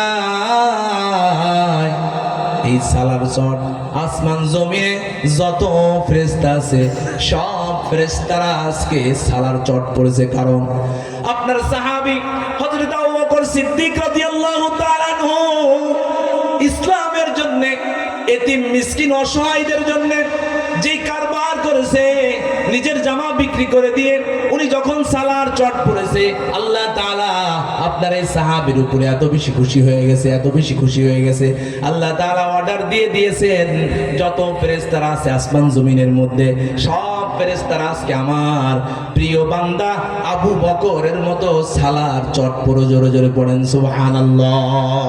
আজকে হলো সালার চট দিবস। দিবস আছে না আমাদের বাংলাদেশে? বহুত দিবস আছে। সামনে আসতেছে 31st নাইট, এই নোংরা রোমকদের পালন করা দিবস। এটা মুসলমানদের জন্য পালনীয় কোনো দিবস নয়। আমরা যখন এভাবে এই খ্রিস্টানদের, ইহুদি নাসারাদের তরিকাগুলো যখন আমরা বাস্তবায়ন করতে যাব, তখন কিন্তু ঘন ঘন ভূমিকম্প আসবে আমাদের দেশে। আমার ভাইরা, আমার বন্ধুরা, তাহলে হযরত আবু বকর সিদ্দিক রাদিয়াল্লাহু তাআলা আনহু ইসলামের জন্য অনেক কষ্ট করেছেন, অনেক মেহনত করেছেন। ইসলামের মধ্যে বিশ্বনবী সাল্লাল্লাহু আলাইহি ওয়াসাল্লাম নিজেই তিনি যুদ্ধে অংশগ্রহণ করেছিলেন। 27টা যুদ্ধে নবীজি অংশগ্রহণ করেছিলেন। অনেকে যুদ্ধের নাম শুনলে অনেক বুদ্ধিজীবীরা আছেন, ইসলামের শত্রুরা আছেন, অনেক নাস্তিকরা আছেন, জিহাদের নাম শুনলে তারা জঙ্গি মনে করে হুজুরদেরকে। কথা বলেন ঠিক না বেঠিক? অথচ নামাজ, রোজা, হজ, যাকাত যেমনি ভাবে ফরজ, ঠিক তেমনি ভাবে আল্লাহর রাসূলকে নিয়ে কেউ যদি কটূক্তি করে, আল্লাহকে নিয়ে কেউ কটূক্তি করে, ইসলামকে নিয়ে, কোরআনকে নিয়ে যদি কেউ কটূক্তি করে, তাহলে ওই লোকটার সাথে যুদ্ধ করাও ফরজ হয়ে যায়। জোরে জোরে পড়েন আল্লাহু আকবার। তাহলে ইসলামের একটা নিয়ম হলো নামাজ, রোজা, হজ, যাকাতের মতো যুদ্ধ করা, জিহাদ করা, এটাও কিন্তু একটা ফরজ, ফরজ ইবাদত। সন্ত্রাস হলো আপনার এটা আগুন, সেই আগুনকে নিভানোর জন্য যে আমলটি করতে হয়, সেই আমলটির নাম হলো জিহাদ। জিহাদ হলো পানি, আর সন্ত্রাস এটা কি? আগুন। এই জন্য আমরা জিহাদের পক্ষে আসি না নাই? কথা বলেন, জিহাদের পক্ষে আছেন? আল্লাহকে নিয়ে, রসুলকে নিয়ে পৃথিবীর যেই মানুষটা কথা বলুক না কেন, যত বড় ক্ষমতাশালী হোক না কেন, তার জিহ্বাটা টেনে ছিঁড়ে ফেলতে মুসলমান দ্বিধা করবে না। কথা বলেন ঠিক না বেঠি? কারণ আমরা আমাদের নিজেদের জীবনের চেয়ে আল্লাহ এবং তার রসুলকে মহাব্বত করি, আল্লাহ এবং তার রসুলকে ভালোবাসি। ঠিক কিনা বলেন? আমার ভাইরা, আমার বন্ধুরা, আলোচনার শেষ প্রান্তে চলে এসেছি। ইসলামের একটা যুদ্ধে সংঘটিত হয়েছিল, ইসলামের মধ্যে একটা যুদ্ধ হয়েছিল। বিশ্বনবী সাল্লাল্লাহু আলাইহি ওয়াসাল্লামের যখন তিনি দুনিয়াতে ছিলেন, দুনিয়াতে জীবিত থাকা অবস্থায় একটা যুদ্ধ সংঘটিত হয়েছিল। যুদ্ধটি হলো তাবুকের যুদ্ধ। তাবুকের যুদ্ধের ঘন্টা বেজে উঠল, নবীজি রুমাল বিছায়া দিলেন। কি বিছাইলেন নবীজি? রুমাল। নবীজি রুমাল বিছাইলেন। রুমাল বিছিয়ে দেওয়ার পরে নবীজি বললেন, ও আমার সাহাবারা, তাবুকের যুদ্ধে আমাদেরকে অংশগ্রহণ করতে হবে, তাবুকের যুদ্ধের জন্য আমাদেরকে প্রস্তুতি গ্রহণ করতে হবে। যে যা পারো আমার এই রুমালের মধ্যে দান সদাকা করো। নবী সাল্লাল্লাহু আলাইহি ওয়াসাল্লাম এই কথা যখন বললেন, তখন সাহাবাত মাইনগণ বাড়িতে চলে গেলেন, ঘরে চলে গেলেন নবীজির কথার উপরে আমল করার জন্য। ঘরে যাওয়ার পরে প্রত্যেকেই প্রত্যেকের সাধ্য অনুযায়ী ঘর থেকে যে যা পেরেছে যুদ্ধের জন্য নিয়ে এসেছেন। কোন ব্যক্তি ঘর থেকে তার সম্পদের 3 ভাগের 1 ভাগ নিয়ে এসেছে, 2 ভাগ রেখে এসেছে। আবার কেউ সম্পদের অর্ধেক রেখে এসেছে আর অর্ধেক নিয়ে চলে এসেছে। ওই সময় তো হযরত আবু বকর সিদ্দিক রাদিয়াল্লাহু তাআলা আনহুর কাছে কোনো সম্পদ ছিল না। হযরত আবু বকর সিদ্দিক রাদিয়াল্লাহু তাআলা আনহু ইসলামের জন্য সব খরচ করে ফেললেন। এই সুযোগটাকে কাজে লাগাবার জন্য আবারও ওই যে নেকির প্রতিযোগিতা, হযরত ওমর ফারুক রাদিয়াল্লাহু তাআলা আনহু এই সুযোগটাকে কাজে লাগানোর জন্য চেষ্টা করলেন। বললেন যে আবু বকরের কাছে যেহেতু এখন কিছু নাই, আজকে আমি দান করে আবু বকরের আগে চলে যাব। যেই কথা সেই কাজ। হযরত ওমর ফারুক রাদিয়াল্লাহু তাআলা আনহু, ওনার কাছে ওই টাইমে অনেক সম্পদ ছিল। ওমর ফারুক রাদিয়াল্লাহু তাআলা আনহু ঘরের মধ্যে গিয়ে ওনার যত সম্পদ ছিল সম্পদের অর্ধেক নিয়ে চলে এসে নবীজির দরবারে উপস্থাপন করলেন। নবী সাল্লাল্লাহু আলাইহি ওয়াসাল্লামের ওই হিজরতের রাতের সাহাবী হযরত আবু বকর সিদ্দিক রাদিয়াল্লাহু তাআলা আনহু, তিনিও ঘরে গেলেন যুদ্ধের জন্য, সামান আনার জন্য, যুদ্ধের জন্য কিছু দান করার জন্য ঘরের মধ্যে চলে গেলেন। ঘরে যেহেতু কিছুই নাই, কি নিয়ে আসবে? যা পেরেছে সামনে যা পেয়েছে ওগুলো নিয়ে চলে এসেছে। আসার সময় বিবির হাতের মধ্যে একটা সুই ছিল, সুই যেটা দিয়ে মা বোনরা কাঁথা সেলাই করে। অনেক সময় আমাদের মা বোনরা প্রয়োজনে সুই ব্যবহার করে, কথা বলেন ঠিক না ঠিক? হযরত আবু বকর সিদ্দিক রাদিয়াল্লাহু তাআলা আনহুর স্ত্রীও ঘরের মধ্যে কি জানি সেলাই করতেছিলেন সুই দিয়ে। আসার সময় ওই সুইটিও হযরতে আবু বকর সিদ্দিক রাদিয়াল্লাহু তাআলা আনহু নিয়ে চলে আসলেন। বললেন, এই সুইটা নিয়ে যদি আমি নবীর দরবারে দেই তাহলে যুদ্ধের ময়দানে হয়তোবা কোনো কাজে লাগবে, এই জন্য সুইটা নিয়ে চলে আসলেন। সবাই নবীর দরবারে এসে তাদের দানগুলো যখন নবীজির রুমালের মধ্যে দিয়ে দিলেন, ইন দ্য মিন টাইম আল্লাহ তাআলা হযরতে জিবরাইল আলাইহিস সালাতু ওয়াস সালামকে নবীর দরবারে পাঠিয়ে দিয়ে বললেন, ইয়া রাসূলুল্লাহ, ইয়া হাবিবাল্লাহ, আল্লাহ তাআলা আমাকে আপনার দরবারে পাঠিয়েছে একটি কথা জানানোর জন্য। সেই কথাটি হলো, আজকের এই মাজলিসের মধ্যে আপনি দানের পরিমাণ দেখে পুরস্কার ঘোষণা করবেন না, দানের পরিমাণ দেখবেন না। আল্লাহ তাআলা জানিয়ে দিয়েছেন দানের কোয়ালিটি দেখবেন। কারণ এই মাজলিসের মধ্যে আপনার রুমালের মধ্যে যত মানুষ দান করেছে, সকলের দানের চেয়ে আপনার সাহাবী, হিজরতের রাতের সাহাবী হযরত আবু বকর সিদ্দিক রাদিয়াল্লাহু তাআলা আনহুর দান হলো সেরা দান। নবীজি মাজলিসের মধ্যে ঘোষণা করে দিলেন, আজকের এই দানের মধ্যে সবচেয়ে দামি দান হলো হযরত আবু বকর সিদ্দিক রাদিয়াল্লাহু তাআলা আনহুর দান। সবাই অবাক হয়ে গেলেন, কারণ আবু বকর তো তেমন দামি কিছু নিয়ে আসতে পারে নাই, তেমন বেশি কোনো সম্পদ নিয়ে আসতে পারে নাই। বিশ্বনবী সাল্লাল্লাহু আলাইহি ওয়াসাল্লাম ঠিক ওই মুহূর্তে হযরত আবু বকর সিদ্দিক রাদিয়াল্লাহু তাআলা আনহুর কাছে জিজ্ঞাসা করলেন, হে আবু বকর, ঘরের মধ্যে কি রেখে এসেছো আর কি নিয়ে এসেছো? কেন তোমার দানটা এত বেশি দামি হয়ে গেল আল্লাহ তাআলার কাছে? সেটা একটু জানতে চাই। সবার মনের মধ্যে প্রশ্ন, সবাই তো অবাক হয়ে গেছে। আবু বকর তো সামান্য কিছু নিয়ে এসেছে, কিন্তু তার দামটা এত দামি হলো কেন? নবীজি প্রশ্ন করলেন, হে আবু বকর, ঘরের মধ্যে কি রেখে এসেছো আর কি নিয়ে এসেছো? হযরত আবু বকর সিদ্দিক রাদিয়াল্লাহু তাআলা আনহু জানিয়ে দিলেন, ইয়া রাসূলুল্লাহ, ইয়া হাবিবাল্লাহ, ঘরের মধ্যে কিছুই রাখি নাই, কিছুই রাখি নাই, সব নিয়ে চলে এসেছি ইয়া রাসূলুল্লাহ। ঘরের মধ্যে শুধু আল্লাহ এবং তার রাসূলকে রেখে এসেছি। আল্লাহু আকবার। ঘরের মধ্যে কিছুই রাখি নাই, সব নিয়ে চলে এসেছি। এজন্য আমরা যতই বলি এই বাড়ি আমার, এই গাড়ি আমার, এই সম্পদ আমার, এই প্রপার্টি আমার, যতই আমার করি না কেন, নবীজি বলেছেন, উম্মত যতই আমার করো না কেন, আমার বলতে কিছুই নাই। মাত্র তিনটা জিনিস হলো মানুষের। কয়টা? তিনটা। বলেন তো কয় জিনিস আমাদের? তিনটা। মাত্র তিনটা জিনিস। আপনি যতই আমার করেন না কেন, নবীজি বলছে, দূর উম্মত, এটা কি কও তুমি? তিনটা জিনিস আমাদের। এক নাম্বার হলো আমরা যা খেয়ে শেষ করে ফেলেছি, ওটাই হলো আমাদের। আর দুই নাম্বার হলো আমরা যেটা পরে পুরাতন করে ফেলেছি অথবা ছিঁড়ে ফেলেছি, ওটা আমাদের। আর তিন নাম্বার হলো আমরা আখেরাতের জন্য যেটা জমা করব, তার মানে আখেরাতের অ্যাকাউন্টে আমরা যেটা জমাইবো, যেই নেকামলগুলো আমরা করে আখেরাতের অ্যাকাউন্টের মধ্যে জমা করব, ওটা আমরা পরকালে দেখতে পাবো। ওটার কারণে আমাদের সুখ হবে অথবা দুঃখ হবে। যদি ভালো কিছু জমায় রাখেন আখেরাতের অ্যাকাউন্টে, তাহলে ভালো কিছু পাবেন। আর যদি দুনিয়াতে খারাপ কাজ করেন, ওই খারাপ কাজগুলো কিন্তু আখেরাতের অ্যাকাউন্টের মধ্যে জমা হবে।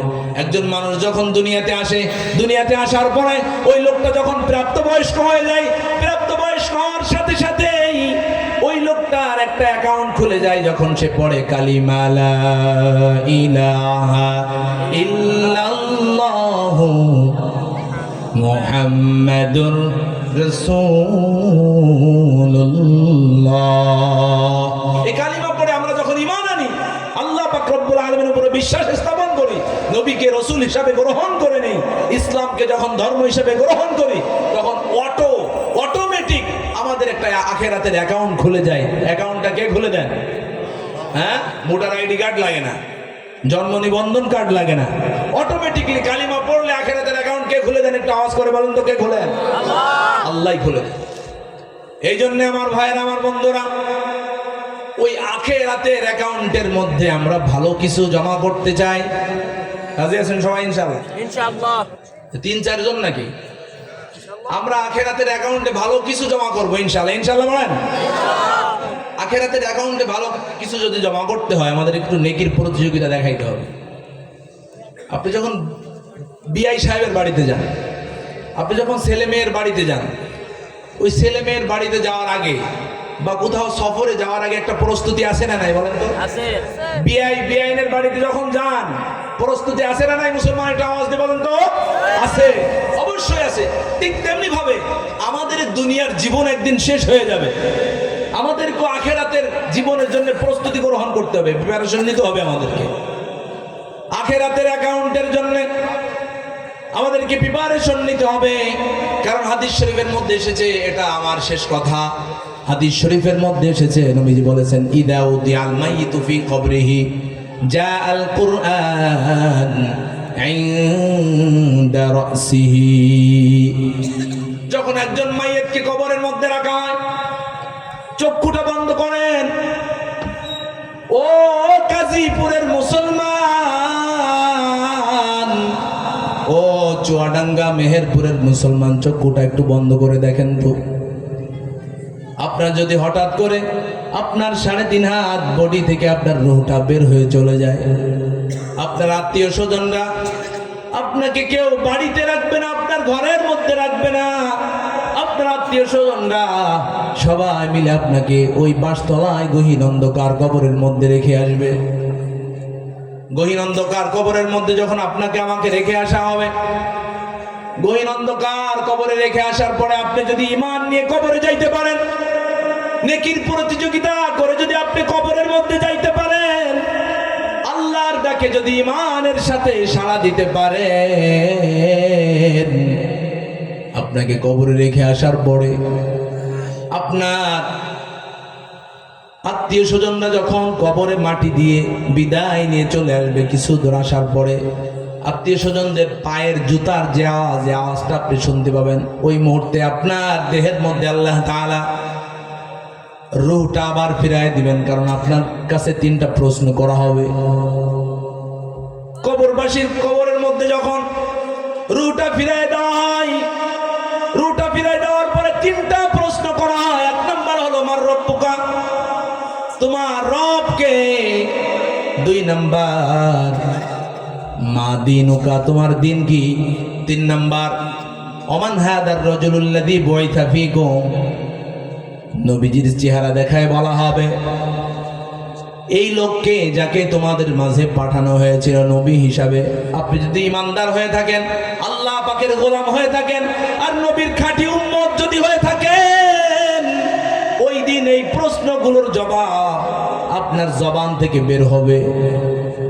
আর আপনি যদি খাঁটি ইমানদার না হন, আপনার জবান থেকে প্রশ্নগুলোর জবাব বের হবে না।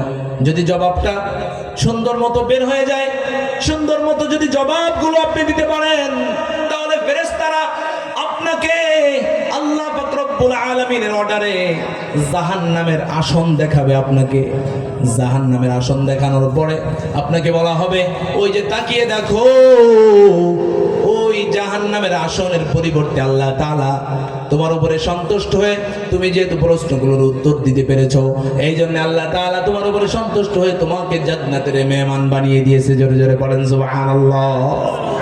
প্রশ্নের জবাব দিতে গেলে আল্লাহর হুকুম মতো, নবীর তরিকা মতো চলার দরকার আছে না নাই? আমার ভাইরা, আমার বন্ধুরা, আর একটু মনোযোগ লাগান। কবরের মধ্যে যখন আপনার আত্মীয় স্বজনরা আপনাকে রেখে আসবে, আপনি ঈমান নিয়ে দুনিয়া থেকে বিদায় নেওয়ার কারণে আপনার গহীন অন্ধকার কবরের মধ্যে আপনার 4 প্রকারের নেক আমল আসবে। ইদা উদিয়াল মাইয়িতু ফি কবরিহি জাআল কুরআন ইনদা রাসিহি। 1 নাম্বার হলো আপনার মাথার কাছে 30 পারা কোরআন। এই কোরআনকে যদি আপনি ভালোবেসে থাকেন, কোরআন অনুযায়ী যদি জীবন যাপন করে থাকেন, যারা কোরআনওয়ালা হাফেজে কোরআন উলামায়ে কেরাম হুজুরদেরকে যদি আপনি মোহাব্বত করে থাকেন, তাহলে ওই কোরআন 30 পারা কোরআন আপনার মাথার কাছে যুবকের আকৃতি নিয়ে, পূর্ণিমার চেয়ে সুন্দর চেহারাওয়ালা আকৃতি নিয়ে আপনার কবরের মধ্যে এসে তার সুন্দর চেহারা দিয়ে আপনার কবরটাকে আলোকিত করে দিবেন। সুবহানাল্লাহ। 2 নাম্বার ওয়াসসালাতু আন ইয়ামিনিহি, আপনার ডান পাশে আপনার 5 ওয়াক্ত নামাজ যদি দুনিয়াতে আপনি ঠিক মতো পড়েন, তাহলে 5 ওয়াক্ত নামাজ আপনার ডান পাশে দাঁড়িয়ে যাবে, যুবকের আকৃতি নিয়ে দাঁড়িয়ে যাবে। এরপরে 3 নাম্বার ওয়াসসাওমু আন শিমালিহি। 3 নাম্বার হলো আপনি যদি রমজানুল মুবারকের রোজাগুলো রাখেন, তাহলে এই রোজা আপনার বাম পাশে দাঁড়িয়ে যাবে।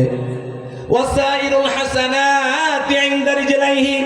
আর 4 নাম্বার হলো আপনি যদি ভালো কাজ করেন, দান সাদাকা করেন, জিকির আজকার করেন, কোরআন তিলাওয়াত করেন, তাহাজ্জুদ নামাজ আদায় করেন, এতিম মিসকিনের পাশে দাঁড়ান, মাদ্রাসার এতিম ছাত্রদের পাশে যদি দাঁড়ান, মাদ্রাসার লিল্লাহ বোর্ডিংয়ে অনেক গরিব অসহায় ছাত্ররা তালেবে ইলমরা খায়, খানা খায়, ওদের যদি খানার ব্যবস্থা করে দেন, আল্লাহ তাআলা আপনার এই সমস্ত ভালো কাজগুলোর ওসিলায় আপনার পায়ের কাছে, আপনার কবরের মধ্যে আপনার পায়ের কাছে পূর্ণিমার চেয়ে আর উজ্জ্বল চেহারাওয়ালা একজন যুবককে দাঁড় করায় দিবেন। মাথার কাছে একজন, ডান পাশে একজন, বাম পাশে একজন, পায়ের কাছে আর একজন। এই 4 জন পূর্ণিমার চেয়ে সুন্দর চেহারা নিয়ে আপনার কবরের মধ্যে দাঁড়িয়ে যাবে। আর আপনি ওই গহীন অন্ধকার কবরের মধ্যে একজন প্রাইম মিনিস্টার, একজন প্রধানমন্ত্রী যেমনি ভাবে রাতের বেলা ঘুমায়, আর তার পাহারাদাররা, তার গার্ডরা যেমনি ভাবে তাকে পাহারাদারি করতে থাকে, আপনার কবরেও ওই ফেরেশতারা আপনাকে পাহারাদারি করতে থাকবে। আপনি নতুন বরের মতো, নতুন জামাইয়ের মতো কবরের মধ্যে ঘুমাইতে থাকবেন। সুবহানাল্লাহ। আমাদের কবরটা জান্নাতের বাগান হোক, তা আমরা চাই কি চাই না? সবাই চান তো নাকি? তাহলে 1 নম্বর কাজ কি করতে হবে? কোরআনকে মহাব্বত করতে হবে, কোরআন অনুযায়ী জীবন যাপন করতে হবে। হ্যাঁ, কোরআন ওয়ালাদেরকে ভালোবাসতে হবে, কোরআন যারা পড়ে এবং পড়ায় তাদেরকে ভালোবাসতে হবে। রাজি আছেন আমরা ইনশাআল্লাহ? 5 ওয়াক্ত নামাজ পড়তে হবে। কয় ওয়াক্ত পড়তে হবে মুসলমান? 5 ওয়াক্ত। কয় ওয়াক্তটা আওয়াজ দিয়ে বলেন তো? 5 ওয়াক্ত। 5 ওয়াক্ত যারা নামাজ পড়ে ওই লোকদেরকে আমাদের নেতা বানাতে হবে। বেনামাজি নেতাকে আপনি যদি নেতা বানান তাহলে আপনার কপালে সুখ আসবে না দুঃখ আসবে? আপনার হক নষ্ট করে খাবে এই নেতারা। এই জন্য মেহেরবানি করে আমরা চরিত্রবান নেতা চাই। কি নেতা চাই? কথা বলেন, কি নেতা চান? চরিত্রবান নেতা লাগবে। চরিত্রবান নেতা আপনার সম্পদ চুরি করবে না, চরিত্রবান নেতা আপনার হক আদায় করবে, জনগণের হক আদায় করবে। আমরা কি একই ভুল বারবার করবো ভাই? হ্যাঁ, সুযোগ কিন্তু আসে না বারবার। মুসলমান গড়তে চাই কোরআনের সরকার। পড়েন তো সবাই, সুযোগ কিন্তু আসে না বারবার। মুসলমান গড়বো এবার কোরআনের সরকার। ঠিক কিনা বলেন? কোথায় রইলেন হাজি গাজী, হয়ে যান সবাই রাজি। কোথায় রইলেন হাজি গাজী, হয়ে যান সবাই রাজি। একই ভুল করবেন না বারবার। মুসলমান গড়বো এবার কোরআনের সরকার। ঠিক না? কোথায় রইলেন শ্রমিক মজুর, করব মোরা বৈষম্য দূর। কোথায় রইলেন শ্রমিক মজুর, কোথায় রইলেন শ্রমিক মজুর, করব মোরা বৈষম্য দূর। সবাই পাবে ন্যায্য অধিকার। মুসলমান একই ভুল করবেন না বারবার। একই ভুল বারবার করা যাবে? আমরা যতদিন না পর্যন্ত এদেশে নেতাদেরকে চরিত্রবান নেতা হিসাবে আমরা তাদেরকে ভোট দিয়ে তাদেরকে নেতা না বানাবো, ততদিন পর্যন্ত এদেশের জনগণ শান্তি পাবে না। আমরা কি শান্তি পেতে চাই কি চাই না বলেন? এদেশ থেকে সুদ, ঘুষ, জেনা, ব্যভিচার, চাঁদাবাজি, টেন্ডারবাজি, এই সকল অন্যায় অপরাধকে যদি দূর করতে হয় তাহলে আমাদেরকে কোরআনের সরকার বানাতে হবে। কথা বলেন ঠিক না বেঠে? শুধু তাই নয়, এই জাতির চরিত্র যদি ঠিক করতে হয়, আমি অ্যানালাইসিস করে দেখেছি, আমি গবেষণা করে দেখেছি, এই জাতির চরিত্র যদি ঠিক করতে হয় তাহলে বাপ দাদার কিচ্ছা কাহিনী আর বানোয়াট গল্প দিয়ে এই জাতির চরিত্র ঠিক করা যাবে না। এই জাতির চরিত্র ঠিক করতে হলে কোরআন হাদিসের মেডিসিন মানুষের কলবের মধ্যে, অন্তরের মধ্যে লাগাতে হবে। কথা বলেন ঠিক না বেঠে? আমার বন্ধুরা, তো এই জন্যে আমরা চরিত্রবান মানুষ যদি বানাইতে চায় আমাদের সন্তানদেরকে কোরআনের শিক্ষা দিতে হবে। কিসের শিক্ষা? কোরআনের শিক্ষা কোথায় দেওয়া হয়? মাদ্রাসায়। মাদ্রাসা আপনাদের যে এলাকায়, এই যে কাজীপুর হাফিজিয়া মাদ্রাসা, এই মাদ্রাসা কিন্তু আপনাদের জন্য রহমত, আপনাদের জন্য বরকত, আপনাদের জন্য রহমত। আমরা এই আল্লাহর রসুলের ঘরকে কারা কারা মহব্বত করি? একটু হাত তুলে দেখান তো। লিল্লাহি তাকবীর। সবাই মহব্বত করেন? গাজীপুর হাফিজিয়া মাদ্রাসা, লিল্লাহ বোর্ডিং সবাই মহব্বত করেন? ইনশাল্লাহ করবেন। আলহামদুলিল্লাহ করেন, বলেন আলহামদুলিল্লাহ। যদি আপনারা এই মাদ্রাসাকে মহব্বত করেন, এই হাফিজে কোরআন ছাত্ররা হাত নামান। হাফিজে কোরআন ওলামায়ে কিরামরা যখন জান্নাতে যাবে ওরা কিন্তু আপনাদেরকে ভুলে যাবে না। এই জন্য ওদের সুখে দুঃখে ওদের পাশে যদি আমরা থাকতে পারি আল্লাহ খুশি হয়ে যাবে। আমরাও ওরা যখন জান্নাতে যাবে ওদের সাথেও আমরা একই জান্নাতে থাকতে পারবো। কারণ রাসূল বলেছেন যে মান তাশাব্বাহা বিকওমিন ফাহুয়া মিনহুম, যে যাকে মহব্বত করবে, যে যাকে পছন্দ করবে তার সাথে তার হাসর নাসর হবে। এই জন্য আমরা মাদ্রাসার তালেবে ইলম এবং শিক্ষকদেরকে মহব্বত করতে পারবো না ইনশাআল্লাহ?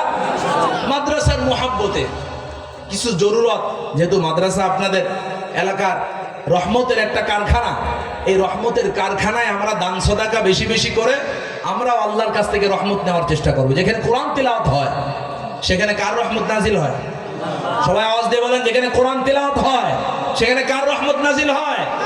আপনার ঘরে আজকে কোরআন তিলাওয়াত হয় না বলে আপনার ঘরের মধ্যে শান্তি নাই। স্বামী স্ত্রীর মধ্যে কিলাকিলি আছে না নাই? কেন? ঘরের ভিতরে কোরআন তিলাওয়াত নাই, সালামের আমল নাই, নামাজের আমল নাই, এই জন্য আপনার ঘরের মধ্যে শান্তি নাই। তো কোরআন তিলাওয়াত যেখানে হয়, মাদ্রাসা, এটা একটা রহমতের জায়গা। এই এলাকা থেকে রহমত এলাকার ভিতরে ছড়িয়ে পড়ে। এই জন্যে ভয়ঙ্কর ভূমিকম্প হয়ে গেল কিছুদিন আগে। ওই ভূমিকম্প হওয়ার পরেও আল্লাহ তাআলা বাংলাদেশের মুসলমানদেরকে এখনো সুস্থ হালতে রেখেছেন। ভয়ঙ্কর কোনো মুসিবত, ভয়ঙ্কর কোনো বিপদ কিন্তু আমাদের উপরে আসে নাই। এটা মনে করবেন, এই জমিনের মধ্যে মাদ্রাসার তালেবে ইলমরা যে কোরআন তিলাওয়াত করে, গাজীপুরের এতিমখানার ছাত্ররা যে কোরআন তিলাওয়াত করে, ওই কোরআন তিলাওয়াতের ওসিলায় কিন্তু আপনারা এই মুসিবত থেকে, এই বিপদ থেকে বেঁচে গেছেন। এই জন্য আমরা মাদ্রাসার ভিতরে রহমত নাজিল হয়, মাদ্রাসাকে মহাব্বত করব, ভালোবাসবো, মাদ্রাসার জন্য বেশি বেশি দান সদাকা করব। রাজি আছেন সবাই ইনশাআল্লাহ? দেখি মাদ্রাসার কিছু জরুরত আছে। আপনাদের মুহতামিম সাহেব আমার বন্ধুবর মানুষ, মহাব্বতের ভালোবাসার মানুষ, আমরা একই সাথে পড়ালেখা করেছি 2 বছর। মেশকাত, জালালাইন এবং ইফতা আমরা একই সাথে পড়ালেখা করেছি আলহামদুলিল্লাহ। তো আমার বন্ধু খুব ভালো মানুষ, আমি যতটুকু জানি। আপনারা আমার বন্ধুকে মহাব্বত করবেন, তাকে সাপোর্ট দিবেন, দেখবেন মাদ্রাসা দিন দিন আরো উন্নতির দিকে পৌঁছাবে।